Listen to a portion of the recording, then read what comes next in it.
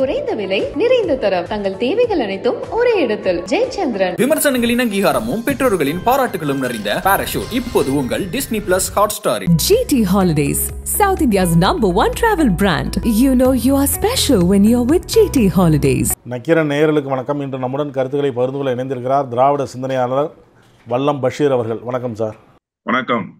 எல்லோருக்குமான தலைவர் அம்பேத்கர் என்ற நூல் வெளியீட்டு விழா, இதில் பேசிய விஷயங்கள் இப்போது வரைக்கும் விவாதமாக போயிட்டுருக்கு. விஜயும் ஆதவ அர்ஜுனும் பேசின விஷயங்கள் தான். மன்னராட்சியை ஒழிக்கணும் அப்படிங்கிறது அப்படின்னு இவர் சொல்கிறாரு, ஆதவ அர்ஜுன் சொல்கிறாரு. விஜய் பேசும்பொழுது மேலே தாங்க மணிப்பூரில் அந்த அரசு கண்டுக்கலன்னா இங்கே கீழே இருக்கிற அரசு அதை விட மோசமாக இருக்குது, அம்பேத்கரே இப்போ இருந்தாருன்னா என்ன நினைப்பாருன்னு தெரியல அப்படின்னு பேசுகிறாரு. இது கூட்டணி மேடை இல்லை, கொள்கை மேடை. இதில் கூட திருமாவளவன் கலந்துருக்கலாம், ஏதோ ஒரு அழுத்தத்தினால கலந்துக்கல அப்படிங்கிற மாதிரி சொல்கிறாங்க. எனக்கு எந்த விதமான அழுத்தமும் தரப்படலை, எனக்கு அழுத்தம் தர்றதுக்கு யார் இருக்கா அப்படிங்கிறாரு திருமாவளவன். எப்படி பார்க்குறீங்க? மன்னராட்சி என்பது எப்போதோ ஒழிக்கப்பட்டு விட்டது. இப்போது என்ன மன்னராட்சியா நடந்து கொண்டிருக்கிறது? மன்னராட்சி என்றால் எதை குறிப்பிடுகிறீர்கள்? நேராக விமர்சனத்தை வைக்கிற துணிச்சலாத அர்ஜுனுக்கு இருக்கிறதா? முதலில் மன்னராட்சி என்று நீங்கள் யாரை சொல்கிறீர்கள்? வாரிசு அரசியல் என்று நீங்கள் பேசுவதற்கு வந்தால் காஷ்மீர் தொடங்கி கன்னியாகுமரி வரை எல்லா இடங்களிலும் வாரிசுகள் அரசியலுக்கு வருவதை தவிர்க்க முடியாது என்கிற ஒரு விதி இன்றைக்கு எழுதப்பட்டிருக்கிறது.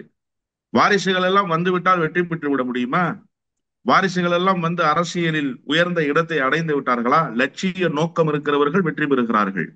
லட்சிய நோக்கம், கொள்கை கோட்பாடு இல்லாதவர்கள் தோல்வி அடைந்து போகிறார்கள். அகிலேஷ் யாதவ் இன்றைக்கு மெளிர்கிறார் என்று சொன்னால் அவரிடத்திலே திடமான கொள்கை கோட்பாடு இருக்கிறது, அதனால் மெளிர்கிறார். இன்றைக்கு உதயநிதி ஸ்டாலின் அவர்கள் இன்றைக்கு இந்த இடத்துக்கு வந்திருக்கிறார். தமிழ்நாட்டினுடைய அரசியல் களத்தில் அவர் ஒரு ஆதர்ச நாயகனாக திகழ்கிறார் என்று சொன்னால் கொள்கையிலே உறுதிப்பாடும் அவர் கொண்டிருக்கக்கூடிய இயக்கத்தினுடைய லட்சிய வேட்கையை என்ன என்பதை உள்வாங்கிக் கொண்டு இயங்குகிறார், அதனால் வெற்றி பெறுகிறார். இது எங்கே மன்னராட்சி முறை என்று நீங்கள் வர்ணிக்க முடியும்? மன்னராட்சியும் ஒழிக்கப்பட்டு விட்டது, மன்னர் மானியமும் ஒழிக்கப்பட்டு விட்டது. இதெல்லாம் புதிதாக அரசியலுக்கு ஆதவ அர்ஜுனுக்கு தெரியாது. இன்னொன்று, ஆதவ அர்ஜுன் ஒரு கட்சியினுடைய துணை பொதுச் செயலாளர் தானே. அந்த கட்சியை குறித்து இழிவாக பேசுகிறார் விஜய். என்ன சொல்கிறார்? அண்ணன் திருமா அவர்களை யாராவது மிரட்டி பணிய வைக்க முடியுமா? யாராவது ஒரு அழுத்தத்துக்கு ஆட்படுத்த முடியுமா? அப்படிப்பட்ட தலைவராக அவர் என்றைக்காவது இருந்திருக்கிறாரா? 2009 நாடாளுமன்ற தேர்தலில் காங்கிரஸ் திமுகவோடு தேர்தல் களத்திலே நின்றார். அந்த நேரத்தில் தான் ஈழ போராட்டம் என்பது தமிழ்நாட்டினுடைய கொதிநிலைக்கான போராட்டமாக இருந்தது. அந்த நேரத்தில் கூட இலங்கை தமிழர் பாதுகாப்பு இயக்கம் என்று பல நெடுமாறன் நடத்திய மேடைகளில் அவர் பங்கேற்று ஈழத்தமிழர்களுக்கு ஆதரவாக குரல் கொடுத்தார். அவரை தவிர அந்த மேடையில் அவரை வைத்துக் கொண்டு எல்லோரும் காங்கிரஸையும் திமுகவையும் மெசைப்பாடினார்கள். மதிமுக பொதுச் செயலாளர் வைகோ உட்பட நான் சொல்கிறேன். அன்றைக்கு அந்த மேடையில் தன்னுடைய உணர்வை வெளிப்படுத்திவிட்டு கூட்டணியிலும் இருந்து கொண்டு தேர்தல் அரசியலை முன்னெடுத்தவர் அண்ணன் திருமா. அப்படியெல்லாம் அவரை யாரும் எந்த அழுத்தத்துக்கும் ஆட்படுத்தி விட முடியாது. தன்னுடைய கட்சி தலைவரை ஒருபடி கீழே இறக்கி வைத்து அவர் ஏதோ அழுத்தத்துக்கு ஆட்படுகிறார் என்று பேசுகிறாரே, உண்மையிலேயே அண்ணன் திருமாவை தலைவராக ஏற்றுக்கொண்டிருந்தால் ஆதவ அர்ஜுன் அந்த மேடையிலேயே அதை எதிர்த்து பேசியிருக்க வேண்டுமா இல்லையா? நீங்கள் சொன்ன கருத்து தவறு, எங்கள் தலைவர் எந்த அழுத்தத்துக்கும் ஆட்பட மாட்டார் என்று பேசியிருக்க வேண்டுமா இல்லையா? கை தட்டி ஆரவாரம் செய்கிறாரே ஆதவ அர்ஜுன். அண்ணன் திருமாவை இழிவுபடுத்துவதற்காகவே ஆதவ அர்ஜுன் இப்படி பேசிக் கொண்டிருக்கிறார் என்பது பட்டவர்த்தனமாக நேற்றைய மேடையில் வெளிப்பட்டது. இதற்கு மேலும் ஆதவ அர்ஜுனை இந்த இயக்கத்தில் வைத்துக் கொண்டிருந்தால் அண்ணன் திருமா பாம்புக்கு தெரிந்தே பால் வார்க்கிறார் என்றுதான் பொருள் கொள்ளப்படும். இதற்கு மேலும் அவரை இந்த இயக்கத்தில் விட்டு வைப்பது திருமாவுக்கு பேராபத்து, விடுதலை சிறுத்தைக்கு பேராபத்து என்றுதான் நான் சொல்வேன். இன்னொரு புறத்துல நீங்க வாங்க, விஜய் பேசுறாரு இது கொள்கை மேடை. என்ன சார் கொள்கை மேடை? கொள்கை என்றால் என்னவென்று தெரியுமா? நீங்கள் மணிப்பூரில் நடந்ததை போடுதான் தமிழ்நாட்டிலும் நடக்கிறது என்று அயோக்கியத்தனமான ஒரு பொய்யை நீங்கள் சொல்கிறீர்கள். மணிப்பூரிலே நடந்தது என்ன? ஒரு பெண்ணை உடலில் ஒட்டு துணி இல்லாமல் நிர்வாணமாக்கி ஓட விட்டார்கள். அப்படி ஒரு காட்சி தமிழ்நாட்டில் எங்காவது நடந்திருக்கிறதா? இப்போது இல்லை, இந்த அரை நூற்றாண்டு காலத்தில் எங்காவது நடந்திருக்கிறதா? எந்த செயலை எதோடு ஒப்பிட்டு பேசுகிறீர்கள்? எப்போதுமே சனாதானத்துக்கு கூஜா தூக்குகிற வேலையை நீங்கள் மேடைதோறும் செய்து கொண்டிருக்கிறீர்கள். உங்களுடைய விருதாச்சலம் மேடையிலும் அதைத்தான் செய்தீர்கள். நேற்றைய நிகழ்வினுடைய மேடையிலும் நீங்கள் அதைத்தான் செய்தீர்கள். நீங்கள் என்ன சொல்கிறீர்கள்? தமிழ்நாட்டில் படப்பிடிப்பு நடத்துவதை போன்று சம்பிரதாயம் நடக்கிறது என்று சொல்கிறீர்கள். நீங்கள் தான் சம்பிரதாயத்துக்காக பனையூர் பங்களாவுக்கு வர வைத்து போட்டோ ஷூட் நடத்தினீர்கள். திராவிட முன்னேற்ற கழகம் அப்படி நடத்தியதா? ஏற்கனவே நக்கீரன் வாயிலாகவே நாம் பேசினோமே, திராவிட முன்னேற்ற கழகம் எத்தனை மணி நேரத்தில் களத்துக்கு வந்தது, துணை முதலமைச்சர் எவ்வளவு விரைவாக களத்துக்கு வந்து இயங்கினார் என்பதை நாம் பார்த்தோமே. அது என்ன புகைப்படத்துக்காக வந்த காட்சிகளா? புகைப்படத்துக்காக வந்ததாக வைத்துக் கொண்டாலுமே கூட அதற்காக கூட படப்பிடிப்புக்காக கூட நீங்கள் அந்த களத்துக்கு வரவில்லையே. உங்களுடைய வீட்டுக்கு அழைத்து தானே நிவாரணப் பொருட்களை மக்களை பிச்சைக்காரர்களைப் போல நடத்துவதை நீங்கள் தானே செய்தீர்கள். திராவிட முன்னேற்ற கழகம் அப்படி செய்யவில்லையே. இன்னொன்று, நேற்றைக்கு நீங்கள் அம்பேத்கர் குறித்து பேசுகிறீர்கள். அம்பேத்கர் குறித்து பேசுவது என்று சொன்னால் அம்பேத்கரினுடைய லட்சியம் என்ன என்று நீங்கள் பேசிவிட வேண்டாமா? சனாதனம் குறித்து அம்பேத்கர் எத்தகைய கருத்துக்களை கொண்டிருந்தார்? சனாதனம் குறித்து நீங்கள் நேற்றைக்கு ஒரு வார்த்தை பேசினீர்களா? உதயநிதி ஸ்டாலினையும் தமிழ்நாடு முதலமைச்சரையும் விமர்சிப்பதற்கு விஜய்க்கு ஏதாவது ஒரு தகுதி இருக்கிறதா? ராஜஸ்தானுடைய தேர்தல் பிரச்சார கூட்டத்தில் இந்த நாட்டினுடைய பிரதமர் உதயநிதி பேசிய கருத்தை வைத்து தேர்தல் பிரச்சாரம் செய்தார் என்று சொன்னால் என்ன பொருள்?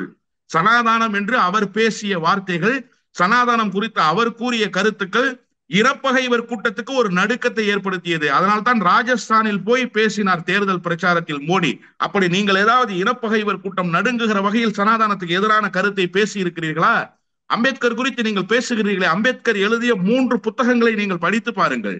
3 புத்தகத்திலும் சனாதானம் குறித்து எப்படிப்பட்ட கருத்துக்களை அம்பேத்கர் வெளிப்படுத்தினார் என்பது உங்களுக்கு தெரியும்.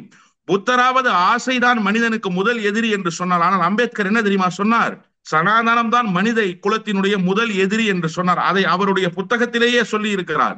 த philosophy of Hinduism, riddles in Hinduism, Hinduism is a social disorder. இப்படி 3 நூல்களை அம்பேத்கர் யாத்து தந்தார். அந்த 3 நூல்களிலும் சனாதனம் குறித்து அம்பேத்கர் பேசுகிறார். நேற்றைக்கு நீங்கள் சனாதனம் குறித்து ஒரு வார்த்தை பேசினீர்களா? ஆனால் சனாதனம் குறித்து உதயநிதி ஸ்டாலின் பேசிய கருத்து தான் இந்தியாவில் இருக்கக்கூடிய ஒட்டுமொத்த சனாதானிகளையும் குலை நடுங்க செய்தது. எனவே கொள்கையாளர்கள் இங்கே வெல்கிறார்கள், கொள்கையாளர்களை இங்கே மக்கள் ஏற்றுக்கொள்கிறார்கள். கொள்கையாளராக திகழ்கிறார் உதயநிதி ஸ்டாலின், அதனால் அவர் வெற்றி பெறுகிறார். இன்றைக்கு ரொம்ப அழகா சொல்லியிருக்கிறார் துணை முதலமைச்சர். மனநிறைவான பத்திரிகையாளர் சந்திப்பாக நான் அதை உணர்ந்தேன். உங்களிடம் நேர்காணலுக்கு வருவதற்கு 10 நிமிடத்துக்கு முன்பால் அது தொலைக்காட்சியில் ஓடிக்கொண்டிருக்கிறது. விஜய் இப்படி ஒரு கருத்தை தெரிவித்திருக்கிறாரே என்று கேட்கிறார்கள். துணை முதலமைச்சர் சொல்கிறார், நான் சினிமா செய்திகளை பார்ப்பதில்லை, அந்தால் ஏதாவது உளறிக்கிட்டு இருப்பான், அதுக்கு நான் பதில் சொல்ல வேண்டிய அவசியம் இல்லை என்று சொன்னார். அந்த மெச்சூரிட்டியை இன்றைக்கு துணை முதலமைச்சர் வெளிப்படுத்தி இருக்கிறார். இதுதான் அவருக்கு உண்டான தகுதி, இதுதான் விஜய்க்கு அவர் கொடுக்கிற இடம் என்று நான் புரிந்து கொள்கிறேன். பேசும்போது சொன்னீங்க, பாம்புக்கு பாலவார்த்தை மாதிரி விடுதலை சிறுத்தைகளுக்கே பேராபத்து ஆதவ அர்ஜுன் அங்கே அந்த கட்சியில் இருந்தா அப்படின்னு சொன்னீங்க. ஆட்சியிலும் பங்கு, அதிகாரத்திலும் பங்கு அப்படிங்கிறது தான் விசிகாவுடைய முழக்கம். அதுதானே ஆதவ அர்ஜுன் சொன்னார், அதுதானே அவர் முன்னெடுத்து சொன்னார், அதை பற்றி தானே பேசிட்டு வர்றாரு. அப்படிங்கிறப்ப தலைவர் சொன்ன முழக்கத்தை துணை பொதுச்செயலாளர் சொல்றாரு. அப்படிங்கிறப்ப அவருக்கான ஆதரவு அங்க இருக்காதா அப்படின்னு ஒரு குரல், அது அப்படின்னு ஒரு விமர்சனம் வருது. இந்த முழக்கம் ஆதவ அர்ஜுனுடைய முழக்கமா, அண்ணன் திருமாவளவனுடைய முழக்கமா? திருமாவளவனுடைய முழக்கத்தை தான் அவர் சொல்றாருங்கிறாங்க. நான் வர்றேன், என்ன பேச விட்டுருங்க, நான் சொல்றேன். அண்ணன் தேர்தல் அரசியலுக்கு வருவது என்று தீர்மானித்து நெய்வேலியிலே இருக்கக்கூடிய அண்ணல் பாபா சாஹிப் அம்பேத்கரினுடைய சிலைக்கு மாலை அணிவித்தார். அந்த மாலை அணிவிக்கிற நிகழ்விலேயே அவர் முதல் பிரகடனமாக என்ன சொன்னார் என்று சொன்னால், கடைசி மனிதனுக்கும் அதிகாரம், ஆட்சியிலே பங்கு. இதுதான் அவர் வைத்த முதல் முழக்கம். அதே முழக்கத்தை வைத்துவிட்டுத்தான் தேர்தல் அரசியலுக்கு விசிக வரும் என்கிற முடிவையே அவர் அறிவித்தார். அன்றிலிருந்து இன்று வரை அந்த முழக்கம் எப்போதெல்லாம் முன்வைக்க வேண்டும் என்று அவர் கருதுகிறாரோ அப்போதெல்லாம் அந்த முழக்கத்தை முன்வைக்கிறார். இது ஆதவ அர்ஜுன் சொன்ன முழக்கம் அல்ல. ஆனால் அதே நேரத்தில் ஆதவ அர்ஜுன் இந்த முழக்கத்தை எப்படி பயன்படுத்திக் கொள்கிறார் என்பதை நீங்கள் பார்க்க வேண்டும். நேற்றைக்கு ஒரு செய்தி, அழுத்தத்துக்கு ஆட்பட்டிருக்கிறார் அண்ணன் திருமா என்று விஜய் பேசுகிறார். அந்த மேடையில் இதை அவர் பயன்படுத்திக் கொள்கிறாரே. அப்போ விடுதலை சிறுத்தைகளை குறைத்து மதிப்பிடுவதற்கு ஆதவ அர்ஜுன் காரணகர்த்தாவாக மாறி இருக்கிறாரா இல்லையா? அண்ணன் திருமாவினுடைய ஆளுமையை குறைத்து மதிப்பிடுகிற இடத்தில் ஆதவ அர்ஜுன் அந்த மேடையை ஏற்பாடு செய்து தந்திருக்கிறாரா இல்லையா? எனவே ஆதவ அர்ஜுன் முன்வைத்திருக்கிற அந்த முழக்கம் இருக்கிறது அல்லவா, அது அண்ணன் திருமாவுக்கு எதிராக முன்வைத்திருக்கிற முழக்கமாக நான் பார்க்கிறேன். ஒரே ஒரு சின்ன உதாரணத்தை நான் சொல்லட்டுமா? திமுகவில் தலைவருக்கு அடுத்த இடத்தில் இருக்கக்கூடியவர் பொதுச் செயலாளர் அண்ணன் துரைமுருகன் இல்லையா? அவருக்கு அடுத்த துரைமுருகனுக்கு தானே இடம். பிசிகாவில் இவருக்கு அண்ணன் திருமாவுக்கு அடுத்த இடத்தில் இருக்கக்கூடியவர் அண்ணன் ரவிக்குமார். ரவிக்குமாருக்கு அடுத்த இடத்தில் துணை பொதுச் செயலாளர்கள் 3-4 பேர் இருக்கிறார்கள். நான் ஒரே ஒரு கருத்தை கேட்கிறேன். இதே போன்ற செய்தியை விசிகாவை தாக்கி அண்ணன் திருமாவை மேடையில் வைத்துக்கொண்டு வேறு சில தலைவர்களை வைத்துக்கொண்டு திமுகவினுடைய பொதுச் செயலாளர் துரைமுருகன் அவர்கள் பேசினால் அந்த கருத்தை விசிக எப்படி எடுத்துக்கொள்ளும்? அண்ணன் திருமா யோசிக்க வேண்டாமா? பொதுச் செயலாளராக இருக்கிற துரைமுருகன் சொல்றாரு சார், ஏதோ ஒரு கருத்தை திமுகவுக்கு ஆதரவாக விசிகாவுக்கு எதிரான கருத்தை வைத்துக் கொண்டு பேசினார் என்று சொன்னால் தமிழ்நாட்டு அரசியல் களத்தில் எப்படிப்பட்ட கருத்துக்கள் நிலவும்? நான் துரைமுருகனை வேண்டுமென்றுதான் சொல்கிறேன். என்ன காரணத்துக்காக சொல்கிறேன் என்பதை நான் அறிவிக்க விரும்பவில்லை. ஏனென்று சொன்னால் கடந்த காலத்தில் பாட்டாளி மக்கள் கட்சியோடு கூட்டணி பேசுவதற்கு துரைமுருகன் தயாராகிவிட்டார் என்றெல்லாம் செய்திகள் வெளியாகிற. நான் கேட்கிறேன், ராமதாசும் வேண்டும் விசிகாவும் வேண்டும் என்று பாட்டாளி மக்கள் கட்சியை அணைத்துக் கொள்வதற்கு திமுக முடிவு செய்தால் அண்ணன் திருமா என்ன செய்வார்? அப்படிப்பட்ட ஒரு நிலைப்பாட்டை தானே இன்றைக்கு ஆதவ அர்ஜுன் எடுத்துக் கொண்டிருக்கிறார். சனாதானத்தினுடைய முகமாக வெளிப்படுவதற்கு தயாராகி கொண்டிருக்கிற விஜயை வைத்துக் கொண்டு திராவிட முன்னேற்ற கழகத்தை தாக்குகிற வேலையை செய்து கொண்டிருக்கிறார் ஆதவ அர்ஜுன். இதை ஏற்கிறாரா அண்ணன் திருமா? இதை அண்ணன் திருமா ஒப்புக்கொள்கிறாரா? ஏன் இதுவரை ஆதவ அர்ஜுன் மீது நீங்கள் நடவடிக்கை எடுக்கவில்லை? ஆதவ அர்ஜுன் மீது நடவடிக்கை எடுப்பதற்கு அண்ணன் திருமாவை தடுக்கிற சக்தி எது? எதன் பொருட்டு நடவடிக்கை எடுக்காமல் தவிர்க்கிறார்? ஒரு கூட்டணியிலே இருந்து கொண்டு அந்த கூட்டணியினுடைய தலைமையாக இருக்கக்கூடிய தமிழ்நாட்டில் அரசு அதிகாரத்தை கொண்டு செலுத்தி கொண்டிருக்கிற கட்சியின் மீது அப்பட்டமாக கல்லெறிகிற வேலையை உங்கள் கட்சியினுடைய துணை பொதுச் செயலாளர் செய்து கொண்டிருக்கிறார். ஏன் அவருக்கு தெரியாதா? இந்த 3 நாட்களாக மழை வெள்ள பாதிப்பு ஏற்பட்ட போது எத்தகைய பணிகளை தமிழ்நாடு அரசு மேற்கொண்டிருக்கிறது என்பது அவருக்கு தெரியாதா? கூட்டணியில் இருந்து கொண்டு நீங்கள் பேசுவது நியாயம்தானா? இதை கேட்க வேண்டாமா? அண்ணன் திருமாவை மீறி இயங்குகிறாரா ஆதவ அர்ஜுன்? அண்ணன் திருமா பயப்படுகிறாரா ஆதவ அர்ஜுனுக்கு? கட்சியை 2 துண்டாக பிளந்து விடுவார் என்று நினைக்கிறாரா அண்ணன் திருமா? எதை தடுக்கிறார் அண்ணன் திருமா? ஆதவ அர்ஜுனுடைய குரலுக்கு ஏன் அவர் முட்டுக்கட்டை போடுவதில்லை? அவரை அப்படியே பேச விட்டு வேடிக்கை பார்க்கிறாரா? கடந்த கால அரசியலில் இது போன்ற பல நடவடிக்கைகள் நடந்திருக்கிறது. ஒருவேளை அண்ணன் திருமாவுடைய ஆசையோடு தான் அவர் பேசுகிறாரா என்கிற ஐயப்பாடு தமிழ்நாட்டு அரசியல் களத்தில் எழுந்திருக்கிறது. இதற்கு அண்ணன் திருமா அவர்கள் முற்றுப்புள்ளி வைக்க வேண்டிய இடத்தில் இருக்கிறார். தெளிவா சொல்லிட்டாரு. அவருடைய கருத்துன்னு தெளிவா சொல்லிட்டாரு. அவருடைய கருத்தா இருந்தா சொந்த கருத்தை ஒரு கட்சியினுடைய துணை பொதுச் செயலாளர் சொல்ல முடியுமா சார்? இதுவே திமுக இருக்கிற ஒரு துணை பொதுச் செயலாளர் தன்னுடைய சொந்த கருத்துன்னு அண்ணன் திருமா குறித்து ஒரு விமர்சனத்தை முன் வச்சுட்டா என்ன செய்வீங்க? நீங்க என்ன சார் செய்வீங்க? ஏற்றுக்கொள்வீர்களா சொந்த கருத்துன்னு முதலமைச்சர் சொல்லிவிட்டு கடந்து போனால் எவ்வளவு பெரிய கொந்தளிப்பு? அதனாலதான் நான் சொன்னேன், திமுகவினுடைய துணை பொதுச் செயலாளர் அண்ணன் திருமாவை மேடையில் வைத்துக் கொண்டு திமுகவை ஆதரவாக விசிகாவை விமர்சித்து பேசினால் நிலைமை என்னவாக இருக்கும்னு கேட்கிறேன். எப்படியெல்லாம் நீங்கள் தாண்டி குதிப்பீர்கள்? திமுக எங்களை காயப்படுத்துகிறது என்று சொல்ல மாட்டீர்களா? திமுக எங்களுக்கு அதான் விளக்கம் கேட்கப்படும் அப்படிங்கிறாரு ஆதவ அர்ஜுன். விளக்கம் கேட்கப்படும் சார். எத்தனை முறை சார் விளக்கம் கேட்பீங்க? இது என்ன புதிய நிகழ்வா சார்? ஒவ்வொரு முறையும் திமுகவை தாக்கி பேசுவதையே வாடிக்கையாக வைத்திருக்கிறார் சார் ஆதவ அர்ஜுன். இது என்ன இன்றைக்கு நேற்று அவர் செய்து கொண்டிருக்கிறார்? என்றைக்கு அவரை நீங்கள் துணை பொதுச் செயலாளராக அறிவித்தீர்களோ அன்றையிலிருந்து இன்று வரை அவருடைய உடல் மொழி, அவருடைய பேச்சு மொழி என்பது திராவிட முன்னேற்ற கழகத்துக்கு எதிராக வெளிப்படுகிறது. ஒன்றை நான் சொல்கிறேன், நீங்கள் நன்றாக நோட்டீஸ் செய்து பாருங்கள், நன்றாக கவனித்து பாருங்கள். நிர்மலா சீதாராமனுடைய உடல் மொழியும் ஆதவ அர்ஜுனுடைய உடல் மொழியும் ஒரே மாதிரியாக வெளிப்படுகிறதே. நிர்மலா சீதாராமனுடைய வாய்மொழியும் ஆதவ அர்ஜுனுடைய வாய்மொழியும் ஒரே மாதிரியாக வெளிப்படுகிறதே. எப்படி இது இரண்டும் ஒத்து போகிறது? எந்த இடத்தில் இருவரும் ஒன்றிணைகிறார்கள்? இதை அண்ணன் திருமா சீர்தூக்கி பார்க்க வேண்டாமா? கடைகோடியில் இருக்கிற ஒரு அரசியல் செயல்பாட்டாளனாக எனக்கே அதை உணர்கிற பக்குவம் இருக்கிற போது எவ்வளவு பெரிய தலைவர், மெஜஸ்டிக் லீடர் என்கிற இடத்தில் இருக்கிறாரே அண்ணன் திருமா, இதை கூடவா உணராமல் இருக்கிறார்? விடுதலை சிறுத்தைகள் விளிம்பு நிலை மக்களுக்கான கட்சியாக இருந்தது. அது கோடீஸ்வரர்களுக்கான கட்சி அல்ல. விளிம்பு நிலை மக்களினுடைய நசுக்கப்பட்ட ஒடுக்கப்பட்ட மக்களினுடைய கட்சியாக இருந்தது. அது மிட்டா மிராசுகளினுடைய கட்சி அல்ல. ஆனால் ஆதவ அர்ஜுன் போன்றவர்கள் பேசுவது அந்த கட்சி ஏதோ கோடீஸ்வர கட்சியாக மாறிவிட்டது, கார்பரேட்டுகளினுடைய கட்சியாக மாறிவிட்டது என்கிற தோற்றத்தை ஏற்படுத்துவதற்கு ஆதவ அர்ஜுன் போன்றவர்கள் முற்படுகிறார்கள். அண்ணன் திருமா இதற்கு மேலும் மௌனம் காப்பார் என்று சொன்னால் அவருடைய இத்தனை நாட்கள் சேர்த்து வைத்த அந்த பெயரும் புகழும் நாசமாகி போகும் என்பதுதான் அவருக்கு அன்பாக நாம் சொல்ல வேண்டிய அறிவுரை. தலித்துகள் அதிகாரத்துக்கு வரணும் அப்படிங்கிறது தானே அவருடைய குரலா இருக்கு. அவர் அதானே சொல்றாரு. ஒரு பொது தொகுதியில ஒரு தலித்து நின்று வேட்பாளரா நிக்க முடியல, 25% வச்சிருக்காங்க, இது ரொம்ப பெரிய கட்சின்னு சொல்லிக்கிறாங்க. யாரு பொது தொகுதியில தலித்த வேட்பாளரா நிறுத்த முடியல? யாரா சொல்றாரு? சொல்லுங்க, சும்மா சொல்லுங்க. திராவிட இயக்கங்களை சொல்றாரா? மக்கள் நல கூட்டணின்னு ஒண்ணு 2006 ஃபார்ம் ஆச்சு. ஆதவ அர்ஜுனுக்கு தெரியுமா அது? அப்பெல்லாம் அரசியல் ஏதாவது ஒரு புரிதல் இருந்துச்சா அவருக்கு? இதே மக்கள் நல கூட்டணியில விசிகா, 2 பொது உடைமை இயக்கம், மதிமுக, இத்தனை கட்சிகள் பங்கேற்றன. அதுக்கப்புறம் குரூப்ல டுப்பு வாசன் இருந்தார். அதுல தேமுதிகவினுடைய தலைவர் கேப்டன் விஜயகாந்த் இருந்தாரு. இப்படி எல்லாம் இருந்தாங்க. Right, okay. திருப்பூர் ஒரு தொகுதி ஒடுக்கப்பட்ட தாழ்த்தப்பட்ட சமூகத்துக்கான தொகுதியா சார்? தனி தொகுதியா? இப்ப விசிகாவினுடைய SS பாலாஜி தான் சட்டமன்ற உறுப்பினர். அது என்ன தொகுதி? பொது தொகுதி தானே. அந்த தொகுதியில மதிமுக கேண்டிடேட் யார் தெரியுமா? அண்ணன் மல்லை சத்யா. இப்ப திராவிட இயக்கம் என்ன செஞ்சிச்சு? பொது தொகுதியில கொண்டு போய் ஒரு ஒடுக்கப்பட்ட நான் அண்ணன் மல்லை சத்யாவை அப்படியெல்லாம் கட்டம் கட்டுவதற்கு தயாராக இல்லை. அவர் எல்லோருக்குமான தலைவர். ஆனால் திராவிட இயக்கங்கள் வாய்ப்புகளை எப்படி தந்தது என்பதற்காக நான் சொல்கிறேன். திருப்போரூர் தொகுதியில மதிமுகவினுடைய பொதுச் செயலாளர் வைகோ கொண்டு போய் அண்ணன் மல்லை சத்யாவை நிறுத்தினாரு. இதெல்லாம் உங்களுக்கு தெரியுமா தெரியாதா? இப்படி பல உதாரணங்களை என்னால சொல்ல முடியும். ஒண்ணு வேணாம் சார், நீங்க தலித்துகள் அதிகாரத்தை நோக்கி வரணும்ல. விஜய் உங்க மேடையில ஏறி பேசுறாருல, ரைட், ரொம்ப மகிழ்ச்சி. விஜயை நாளைக்கு டிக்ளேர் பண்ண சொல்லுங்க, என்னுடைய முதலமைச்சர் வேட்பாளர் அண்ணன் திருமா. முடிஞ்சு போச்சு. ஏன் நீங்க இவ்வளவு சிரமப்படுறீங்க? ஒரே வார்த்தை அறிவிக்க சொல்லுங்க சார். தலித் அதிகாரத்துக்கு வரணும் தானே? ஆமா வரணும். முதலமைச்சராக வரணும் தானே? ஆமா வரணும். ஆதவ அர்ஜுன் சொல்லி விஜய் கிட்ட பேசுங்க.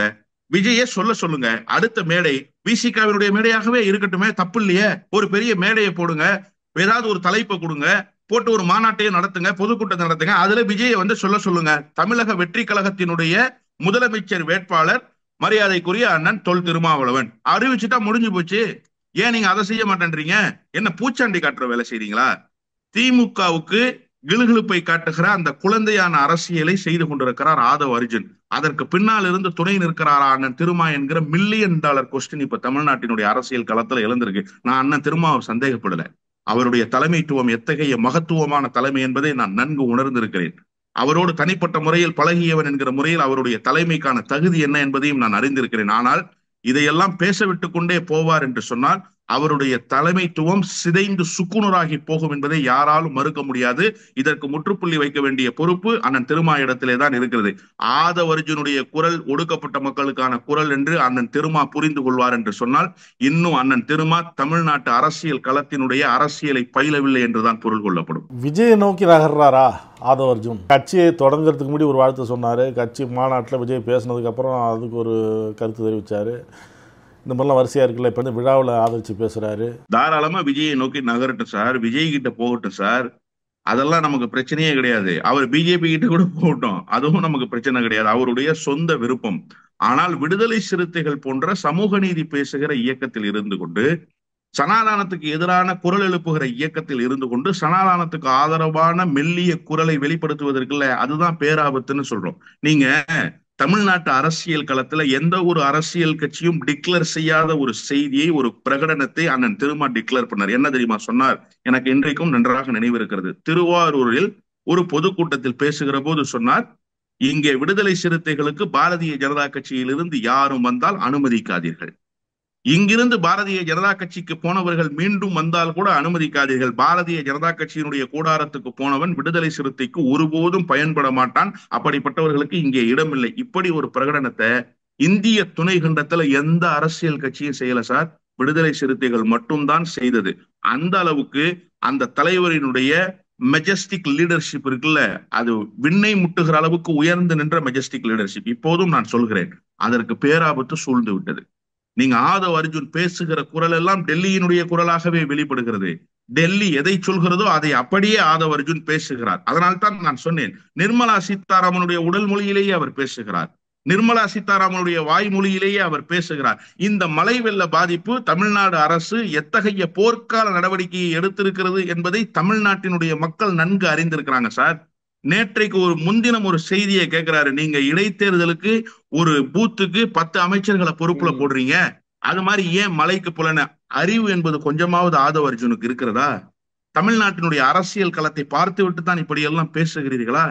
எத்தனை அமைச்சர் பெருமக்கள் பாதிக்கப்பட்ட பகுதிகளில், அண்ணன் ஏவா வேலு, அண்ணன் SS சிவசங்கர், அண்ணன் பொன்முடி, இன்னும் எத்தனை அமைச்சர்கள் களத்துக்கு வந்தார்கள்? அரசு என்ன அப்படியெல்லாம் எந்த நடவடிக்கையும் மேற்கொள்ளாமலா போய்விட்டது? எல்லா நடவடிக்கைகளையும் மேற்கொண்டது. எல்லா நடவடிக்கைகளையும் மேற்கொண்டதன் பொருட்டுத்தான் 24 மணி நேரத்துக்குள்ளாக அசாதாரண சூழலில் இருந்து ஒரு சாதாரண சூழல் அந்த பாதிக்கப்பட்ட பகுதிகளில் திரும்பியது என்பது யதார்த்தமான உண்மை. இதையெல்லாம் ஒழித்துவிட்டு ஏதோ பேசுவதை போன்ற ஒரு விமர்சனத்தை ஆதவ அர்ஜுன் பேசுகிறாரே, அதை விடுதலை சிறுத்தைகளில் இருந்து பேசுவதுதான் பேராபத்து. இது மற்றவர்களுக்கு பேராபத்தாக இருக்குமா என்று எனக்கு தெரியாது. திமுகவுக்கு இதனால் பெரிய பாதிப்பு இல்லை. திமுகவினுடைய உண்மைத்தன்மை என்ன, திமுகவினுடைய கொள்கை கோட்பாடு என்ன என்பதை அரை நூற்றாண்டுக்கு மேலாக தமிழ்நாட்டு மக்கள் பார்த்து விட்டார்கள். ஆனால் விடுதலை சிறுத்தைகளினுடைய நம்பகத்தன்மை கெட்டு போய்விடும் என்கிற பேராபத்து இப்போது வந்திருக்கிறது. அதற்காகத்தான் நாம் பேசிக் கொண்டிருக்கிறோம். அண்ணன் திருமாவினுடைய நம்பகத்தன்மை கெட்டு போய்விடும் என்கிற பேராபத்து இப்போது சூழ்ந்திருக்கிறது. இதற்கெல்லாம் முற்றுப்புள்ளி வைக்க வேண்டிய பொறுப்பு அண்ணன் திருமாவிடத்திலே இருக்கிறது. நிச்சயமாக அவர் முற்றுப்புள்ளி வைப்பார் என்று நான் நம்புகிறேன். கருத்துக்களை பகிர்ந்து கொண்டதற்கு நன்றி சார். நன்றி. நக்கீரன் டிவிக்கு சப்ஸ்கிரைப் செய்யுங்கள். உங்கள் ஆதரவே எங்கள் பலம். ஆசிரியர்களுக்கு நண்பனாகவும் மாணவர்களுக்கு ஆசானாகவும் திகழும் தேர்வு வழிகாட்டி. ஒவ்வொரு பாடத்திற்கும் அனுபவமிக்க ஆசிரியர்களின் துல்லியமான தெளிவான விடைகள். CNC இருக்கு, தேர்வு பயம் எதற்கு? இது தீரன் பப்ளிஷிங் ஹவுஸ் விற்பனை வெளியீடு.